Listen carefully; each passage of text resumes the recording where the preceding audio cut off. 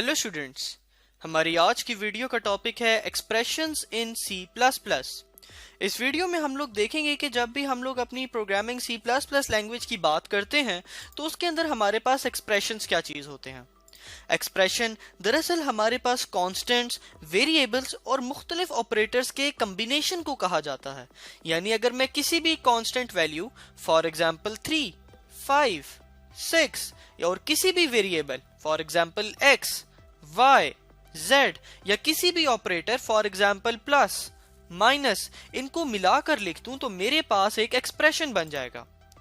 यहां पर ये जो हमारे पास कॉन्स्टेंट्स और वेरिएबल्स होते हैं इनको ऑपरेंड्स कहा जाता है। और जो ऑपरेटर होता है, जिस तरह के अभी हमने डिस्कस किया था प्लस या माइनस, ये हमारे पास दरअसल हमारे कंपाइलर को या हमारे जो कोड जो हम लोग रन कर रहे होते हैं उसको ये बताता है कि काम क्या करना है, किस तरह का काम करना है। फॉर एग्जाम्पल अगर हम लोग प्लस का ऑपरेटर इस्तेमाल करते हैं तो ये ऑपरेटर हमें क्या बताएगा कि जो दो ऑपरेंड्स हैं, फॉर एग्जाम्पल 3 + 5 लिखा हुआ है तो जो दो ऑपरेंड्स हैं 3 और 5 उनको प्लस कर देना है। इसी तरह अगर हमारे पास लिखा होता 3 + x यानी एक कांस्टेंट और एक वेरिएबल और उनके दरमियान में प्लस या माइनस का ऑपरेटर, तो ये पूरी चीज हमें क्या बता रही है कि दो मेरे पास ऑपरेंड हैं 3 और x और इन दोनों के ऊपर मैंने एडिशन का काम जो है वो परफॉर्म कर देना है।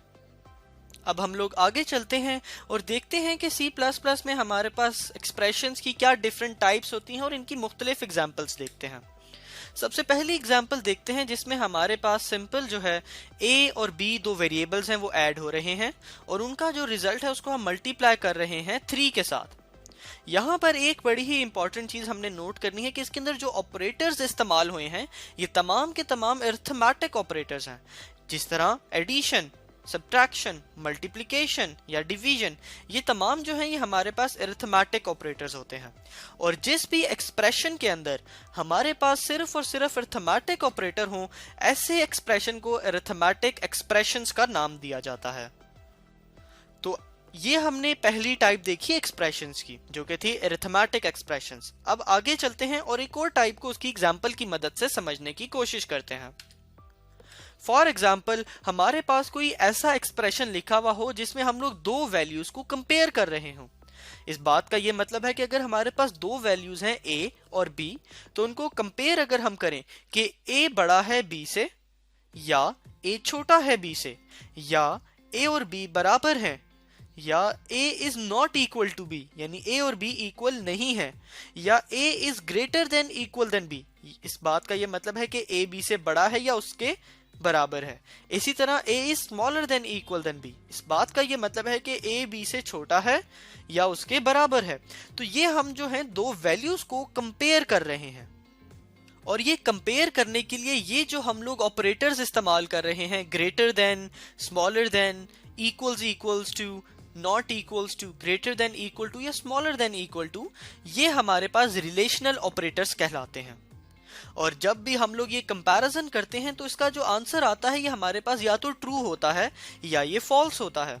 इस बात का ये मतलब है कि अगर हम अपने प्रोग्राम में इस वाले एक्सप्रेशन को चलाएं कि a is greater then b, तो या तो ये बात सच होगी या तो ये बात झूठ होगी कि a फॉर एग्जांपल 5 था और b 3 था तो 5 इज ग्रेटर देन 3 तो ट्रू आ जाएगा। लेकिन अगर a 3 था और b 5 था तो 3 इज नॉट ग्रेटर देन 5, तो हमारे पास इस केस में हमारे पास फॉल्स आ जाएगा।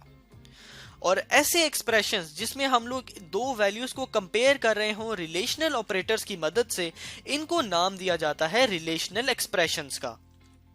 और ये हमारे पास इस्तेमाल किए जाते हैं कंडीशंस क्रिएट करने के लिए। इस बात का ये मतलब है कि अगर हम लोग कहें कि a is greater then b, अगर तो ये बात सच है तो मैं कोई एक काम करूंगा, अगर ये बात झूठ है तो मैं कोई दूसरा काम करूंगा। यानी मैंने कंडीशन लगा दी a is greater then b के ऊपर। तो ये हमारे पास हमारे प्रोग्राम्स में कंडीशंस क्रिएट करने के लिए यूज होता है और इन कंडीशंस को हम लोग आगे डिटेल में पढ़ेंगे अपनी इफ एल्स वाली वीडियोस में। अभी के लिए आपने सिर्फ इस बात को याद रखना है कि वो तमाम एक्सप्रेशंस जिसमें हम लोग दो वैल्यूज को कंपेयर कर रहे हो रिलेशनल ऑपरेटर्स की मदद से, उनको रिलेशनल एक्सप्रेशंस कहा जाता है। अब आगे चलते हैं और कुछ और एग्जाम्पल और एक और टाइप देखते हैं एक्सप्रेशंस की। अगर हमारे पास दो कंडीशंस जो कि हमने यहां पर देखी थी, इन दो कंडीशंस को मैं कंबाइन करके एक ही एक्सप्रेशन के अंदर लिख दूं। For example A greater than B हो, और फिर ये जो हमारे पास सिंबल है, जिस तरह के आपको याद होगा, ये एंड का सिंबल है जो कि एक लॉजिकल ऑपरेटर होता है कि ए हमारे पास बी से भी बड़ा हो और बी हमारे पास सी से भी बड़ा हो। तो ये हमने एक कंडीशन बना दी। कंडीशन अब हमने दो हिस्सों पर बनाई है कि ए बी से बड़ा होना चाहिए और बी सी से भी बड़ा होना चाहिए, सिर्फ तब इस पूरी चीज का आंसर ट्रू आएगा। तो ये हमने क्या किया, दो कंडीशंस को कंबाइन कर दिया। इसी तरह कंबाइन करने के लिए हम लोग और भी इस्तेमाल कर सकते हैं।